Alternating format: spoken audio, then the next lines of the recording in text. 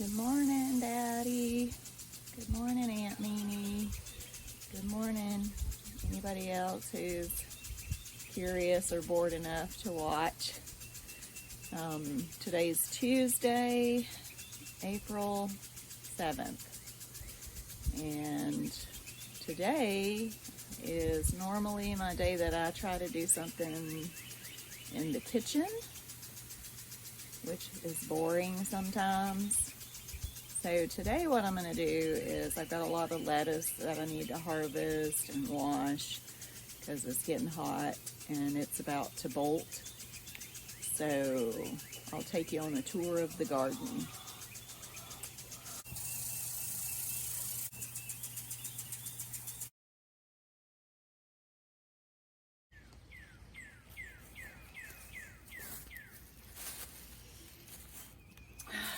Since I watered today, of course it rained. But that's how you get it to rain. I'm gonna harvest some lettuce for supper, and this is how I do it. Just go snip the tops off, being careful not to cut into the heart of the plant.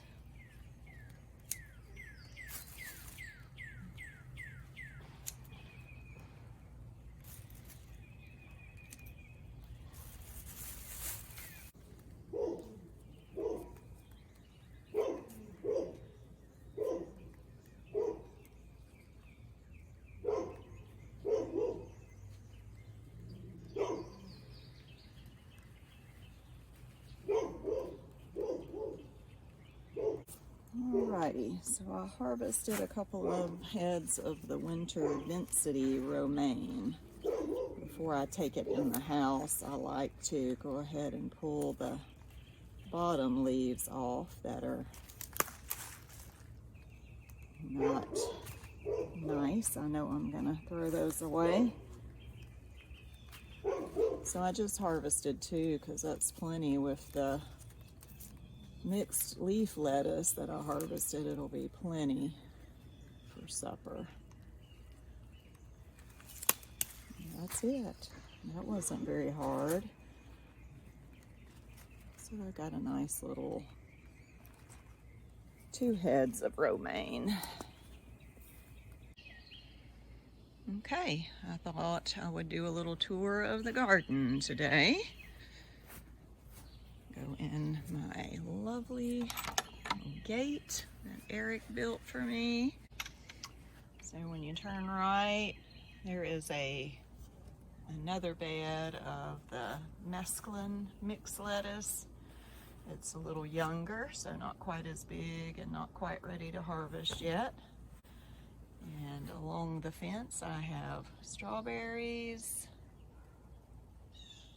And then I'm training fruit trees to grow. That's a little bitty pear at the end that I just bought. It's a year old, I suppose. And then these are, I think, 2.5, almost 3 years. That's also a pear. This one that is showing some new growth is apple. I'm hoping it's okay and just a late bloomer. And then here is another apple. You can see the frame that I have it wired to control the shape of the growth into a fan. Okay, and then there's a row of kale and little small head lettuces, which I think it's going to get too hot before those are ready. You saw the lettuces earlier, and that's garlic growing in between all the way down. There's a little bed of baby cabbages that I need to transplant. And then newly sown spinach. Up against the back fence is elephant garlic. Got this row, which is beets and carrots. So far I have not had good luck with beets. We have wonderful luck with carrots every year. More little garlics and onions stuck everywhere I had a place. And my first row of potatoes, which is the little seed potatoes that I saved from last year.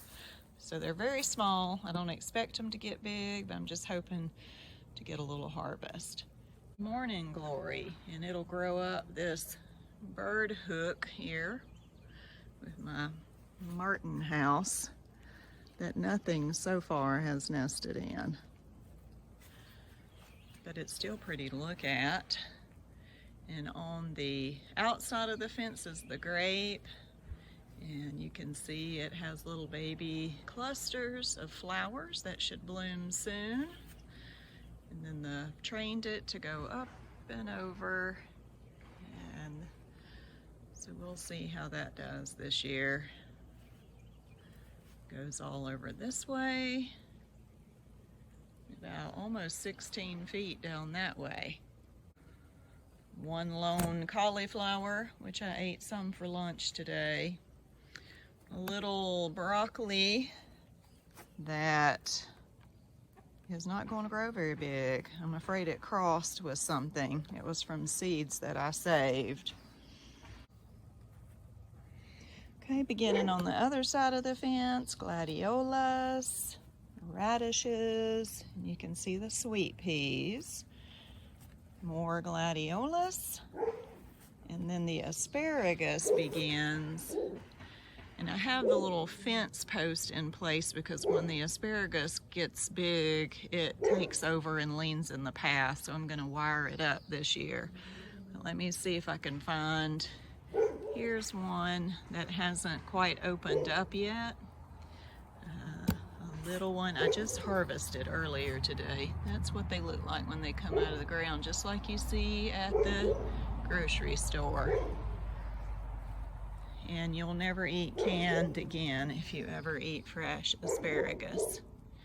There's one. There was a really big one coming out of the ground this morning, I saw.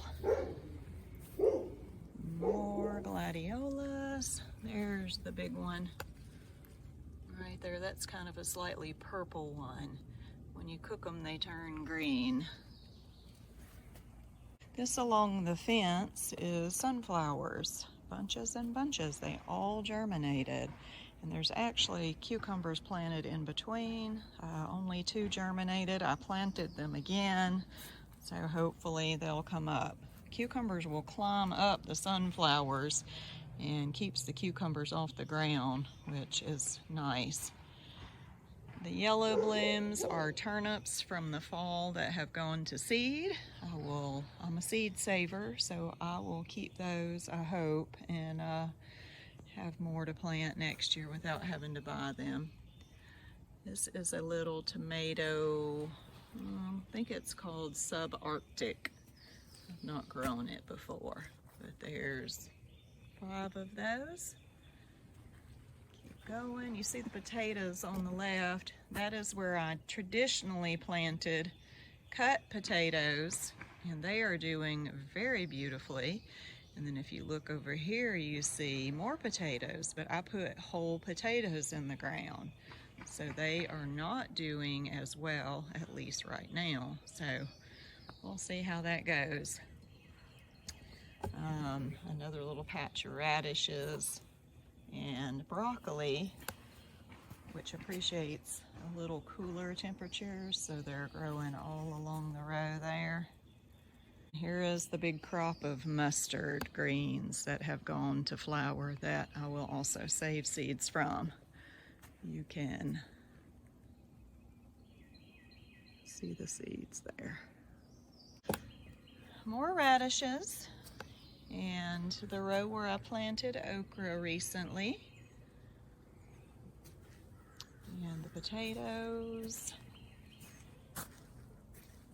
And a variety of tomato.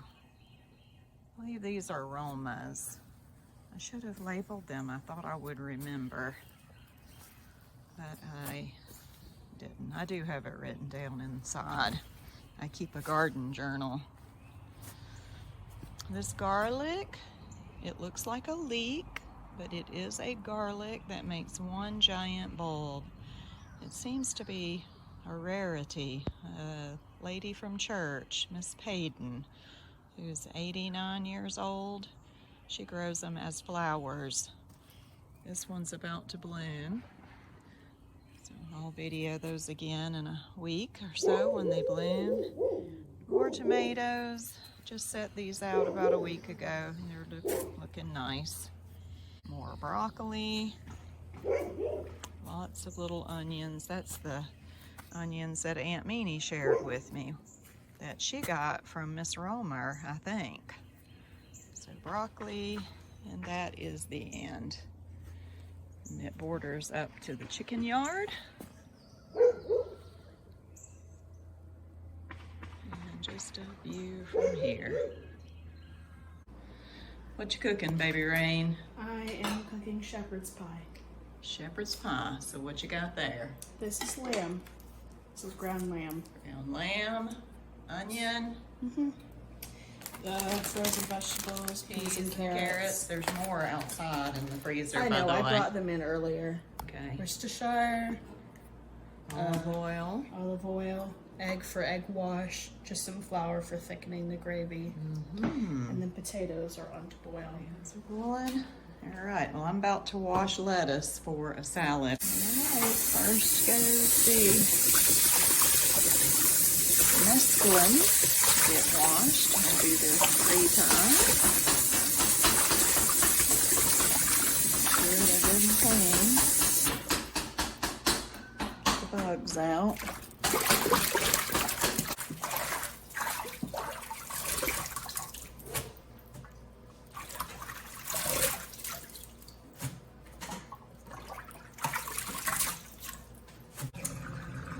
Alright, now for the salad spinner. The salad spinner my friend Susan Platt gave me. It's very well used. Very convenient. Just put your salad in there, put the lid on, spin it.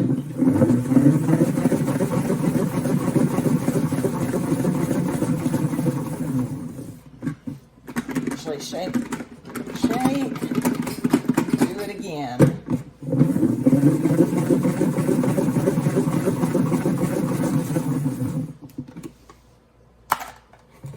And there's nice dry lettuce ready to eat.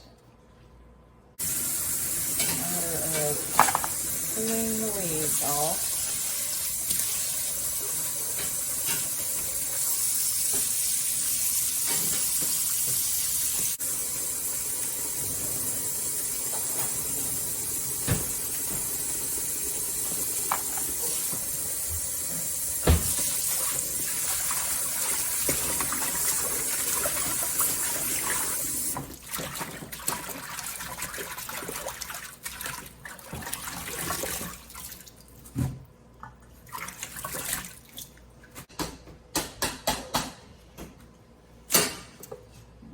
I have to cure the romaine for salad.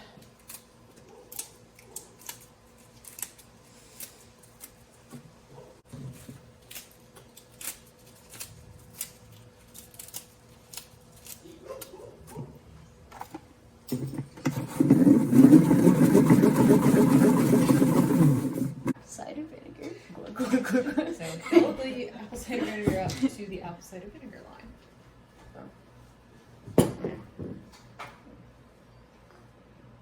Are you watching the line? I'm trying to while holding it. Fill it the rest of the way with water. Where is the rest of the way? See the W line? Yes. It's more than enough. Oops. Alright, now you eyeball the basil. It's about a tablespoon and a half, maybe. It doesn't matter. It just tastes good. Since when did you become a film woman? I'm not a film woman. I'm ignoring the camera. You would not. There's a difference. So, you take about a quarter to a half teaspoon of paprika. And a teaspoon of Dijon mustard. And give it a good shake. Or stir.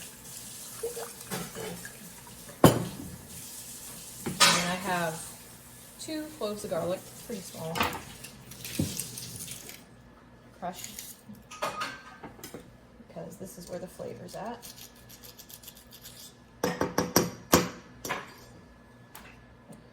And I feel like I'm missing something. You are That's missing pretty something. Oh, besides that. Well, the original recipe calls for sugar, but we prefer it without. But if you want, you can put a teaspoon of sugar. But that's gross. Yeah. That's Gross stuff. nasty. Some people like it sweet. It just alleviates some of the Tang. tang of the vinegar. Yeah. Fill it up to the O line. I like vinegar tangy. And there you have it. Takes a lot of He shaking. doesn't eat it anymore. He's too scared. Of what? The tang. The tang. He doesn't like vinegar. It is too shockingly And there you have it. acidic for him. Here we go.